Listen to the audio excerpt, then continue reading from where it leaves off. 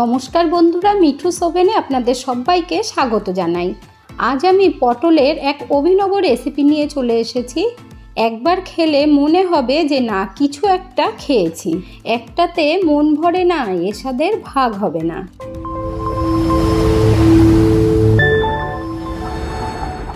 এই রেসিপিটি তৈরি করার জন্য এখানে আমি 7 পিস পটল নিয়েছি। এবার দেখুন পটলটা আমরা কিভাবে খোসাটা ছাড়িয়ে নেব। এইভাবে চাকুর সাহায্যে খোসাটা ছাড়িয়ে নিতে হবে। দেখুন চেঁচে খোসাটা তুলতে হবে।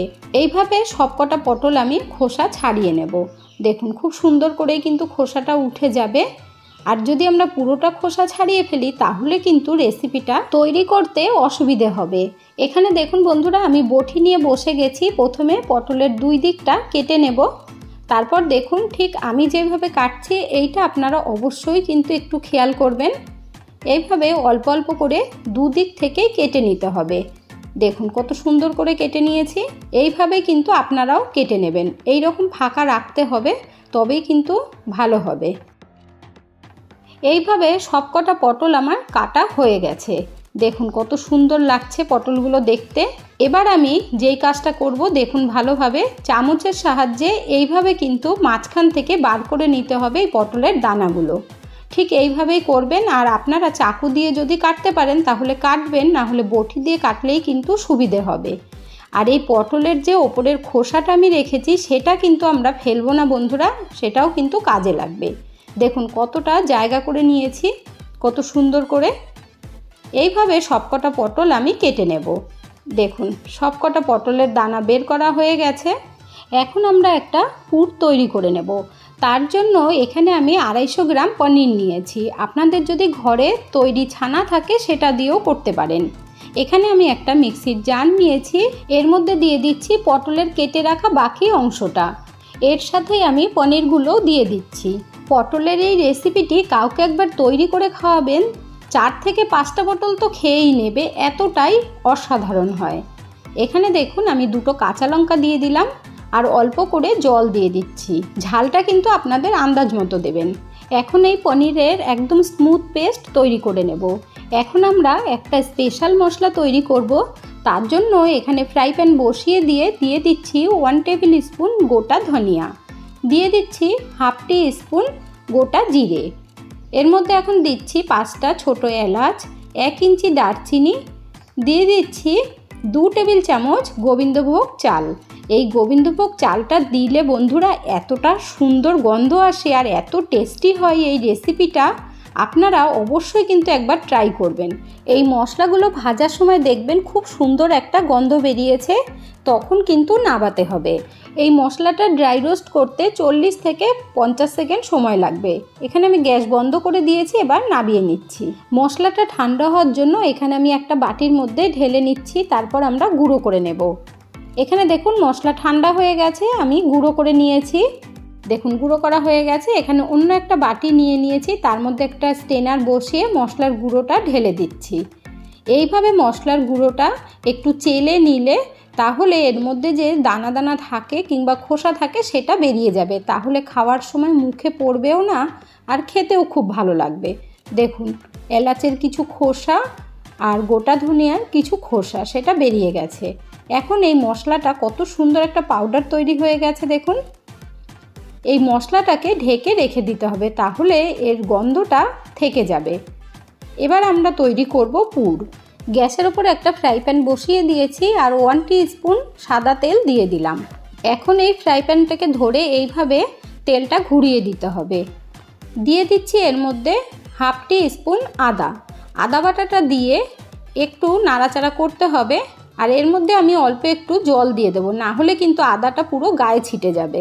দেখুন এইভাবে। আর গ্যাসের ফ্লেমটাকে কিন্তু অবশ্যই লো হিটে রাখবেন, না হলে কিন্তু গায়ের মধ্যে খুব ছিটে আসে। এখন দিয়ে দিচ্ছি পনিরের পেস্টটা ভীষণ স্মুথ তৈরি হয়েছে। তবে একটা কথা বলে দিই বন্ধুরা, আপনাদের আন্দাজ মতো জল দিয়ে পনিরের পেস্টটা তৈরি করে নেবেন। বন্ধুরা আপনাদের তো মনে করাতেই ভুলে গেছি, আজকের রেসিপিটা যদি আপনাদের ভালো লেগে থাকে তাহলে আমার চ্যানেলটিকে অবশ্যই সাবস্ক্রাইব করবেন আর পাশে থাকা বেল আইকনটা দাবিয়ে দেবেন, সবার সাথে শেয়ার করবেন।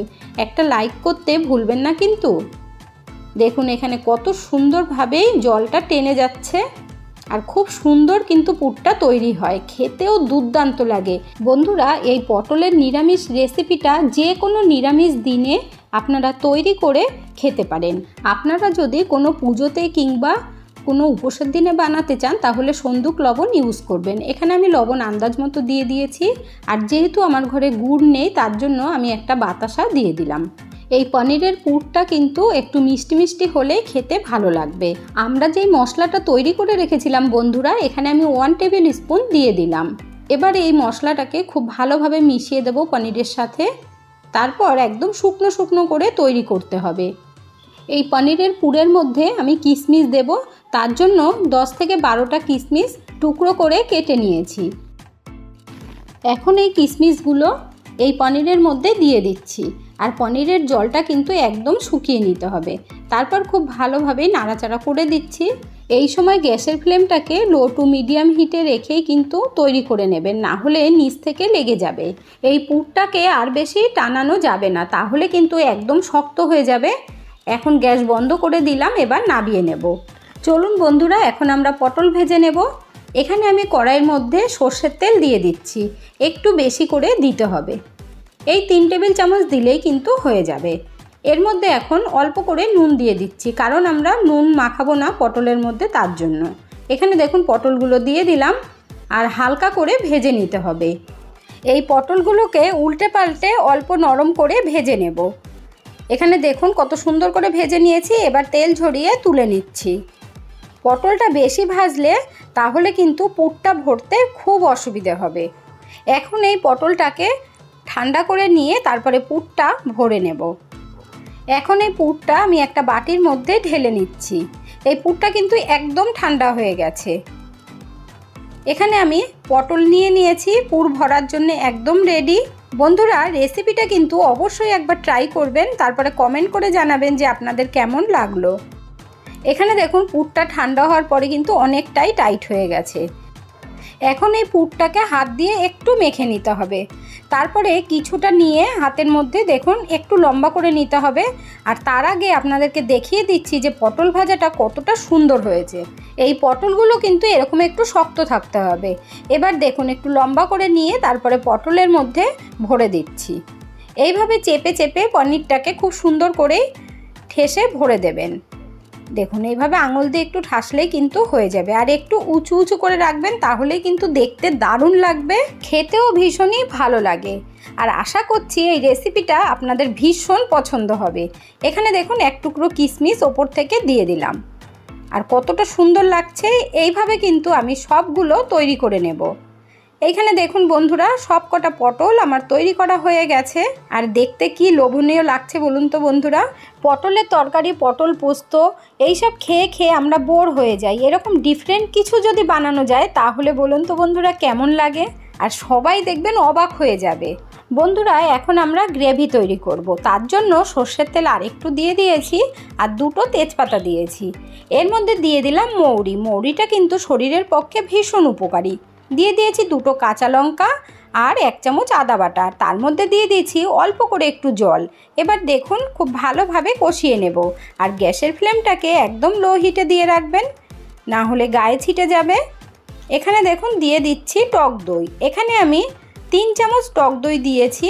দইটা কিন্তু আমি ফেটিয়ে দিয়েছি। যে কোনো মশলার মধ্যে দই দেওয়ার আগে কিন্তু দইটা ফেটিয়ে নেবেন। আর গ্যাসের ফ্লেমটাকে লো হিটে রেখে দই দিয়ে তবেই কিন্তু সাথে সাথে নাড়িয়ে দেবেন। তাহলে দেখবেন দইটা কিন্তু আর ছানা মতো হয়ে যাবে না। দইটা দিয়ে একটু কষানোর পরে দিয়ে দিচ্ছি কালারের জন্য 1 টেবিল স্পুন কাশ্মীরি লঙ্কার গুঁড়ো। দিয়ে দিচ্ছি 1/2 টিস্পুন হলুদ আর 2খানা বাতাসা। যেহেতু গুড় নেই তাই বাতাসা দিচ্ছি, আপনারা চিনি দিয়ে দেবেন। দিয়ে দিচ্ছি স্বাদ মতো নুন। এবার দিয়ে দেব যে মশলাটা তৈরি করে রেখেছিলাম সেই বাকি মশলাটা। এখানে আমি 2 টেবিল চামচ মতো দিয়ে দিয়েছি। এখন এই মশলাটা ভালো করে কষিয়ে নেব। আর এখানে যেহেতু গোবিন্দভোগ চাল দেওয়া আছে তার জন্য কিন্তু জল দিতে হবে অল্প অল্প করে। আর মশলাটা খুব ভালোভাবে কষাতে হবে, যেহেতু চালের গুঁড়োটাও কিন্তু একটু সিদ্ধ হতে হবে, তাই এখানে আমি অল্প অল্প জল দেব আর মশলাটা কষিয়ে নেব। খুব ভালোভাবেই মশলা কষানোর জন্য একটু সময় ঢেকে দেব, 2 থেকে 3 মিনিটের জন্য। 2 মিনিট পর ঢাকনা তুলে আপনাদেরকে দেখিয়ে দিচ্ছি। দেখুন কত সুন্দর তেলটা ওপরের দিকে উঠে এসেছে। আমি যে গোবিন্দভোগ চালের গুঁড়ো দিয়েছি তার জন্যই কিন্তু গ্রেভিটা খুব সুন্দর টেস্ট হবে আর একটু গাঢ়ও হবে। মশলা কষানো হয়ে গেছে, এর মধ্যে জল দিয়ে দিলাম। এখানে আমি 1.5 কাপ মতো দিয়েছি। আপনারা যেই রকম গ্রেভি রাখতে চান সেই রকমই দেবেন। খুব ভালোভাবে মশলাগুলো মিশিয়ে নেবার পর 5 মিনিটের জন্য ঢেকে দিয়েছি। 5 মিনিট পর ফিরে এলাম। দেখুন গ্রেভিটা কত সুন্দর তৈরি হয়েছে। এখন ভালোভাবে গ্রেভিটাকে একটু নাড়িয়ে দিয়ে এর মধ্যে পটলগুলো দিয়ে দেব। এর মধ্যে দেখুন এখন এক এক করে পটলগুলো বসিয়ে দিচ্ছি। আরেকটা কথা বন্ধুরা, এখানে মশলাটা যেহেতু একটু বেশি হয়েছিল, দেখুন আরও একটা পটল ভরে নিয়েছি মশলাটা, তারপরে দিয়ে দিয়েছি। এখন আমি ঢেকে দেব 3 মিনিটের জন্য। এখানে দেখুন বন্ধুরা পটলগুলো বাইরে থেকেও কতটা ভালো লাগছে। 3 মিনিট হয়ে গেছে। এবার আমি ঢাকনা তুলে খুব ভালোভাবে নাড়িয়ে দেব।